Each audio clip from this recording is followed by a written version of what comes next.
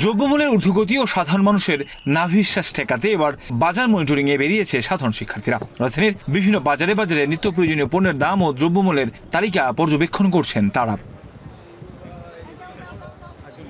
বলছিলেন পাইকারি বাজারের সাথে খুচরা বাজারের ব্যবধান কমাতেই কাজ করছেন তারা। আমরা পাইকারি বাজারে যাই, পাইকারি বাজারে কীরকম দাম নেওয়া হয় ওইটা লিস্ট করি, তারপর যে খুচরা বাজারে সঠিকভাবে মানে বেশি মূল্যে বা বিক্রি করা হচ্ছে কিনা ওইটা দেখি। তো আমরা মনে করি যে যেহেতু নতুন নতুন স্বাধীন করলাম দেশটা, তো দেশটাকে সম্পূর্ণ ঠিক করবো। আর আমরা এই উদ্যোগটা শুধু বর্তমান কয়েকটা দিনের জন্য যে নিব তা না, আমরা চিন্তা করতেছি ভবিষ্যতেও যাতে এরকমভাবে আমরা এই উদ্যোগের সাথে থাকতে পারি, একটা সংগঠন করে আমরা সবাই মানে এই উদ্যোগটা চালিয়ে যাব। তো ওনারা হাসিমুখে আর কি আমাদেরকে যতটুকু পারে ওনারা কি আমাদেরকে আপডেট দিতে চায়। শিক্ষার্থীদের চলমান এই কার্যক্রমকে সাধুবাদ জানিয়ে নতুন সরকারকে বেশ কিছু বিষয়ে উদ্যোগ নেওয়ার আহ্বান জানান ব্যবসায়ীরা। সরকার মানে চেঞ্জ হওয়ার পরে এখন চাঁদাবাজি ইত্যাদি সব কিছুই বন্ধ আছে, যার কারণে মানে মালের ইয়েগুলার কম পড়বে, ওই ছাপগুলো কম পড়বে, যার কারণে মালের রেটগুলো কমবে। মানে প্যাকেটের দাম নির্ধারণ করতেছে, তাই আমরা চাইতেছি আগের মতন খোলা মাল কৃষকরা একদম ডাইরেক্ট আমাদের থেকে মালটা বিক্রি করতে পারে, ওরকম যেন হয়।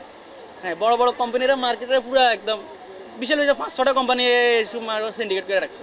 ওনাকে স্বাগত জানাইছি যে এই দেশের আপাম সাধারণ জনগণ ওনাকে পছন্দ করেছে এবং আল্লাহর হুকুমও আছে ওনার প্রতি।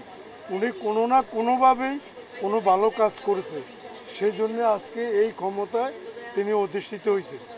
আমরা আশা করব ওনার কথা এবং কাজে যেন এক হয়।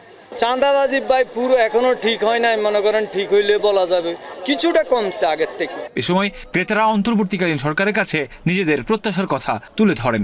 মেন দ্রব্যমূল্য ঊর্ধ্বগতিটা যাতে রোধ করতে পারে, সবাই যাতে কেনার সামর্থ্যের মধ্যে থাকতে পারে, এটা আমরা আশা করতেছি। শুধু বাজার মনিটরিং করলে হবে না, কারণ ওরা কতক্ষণ মনিটরিং করবে।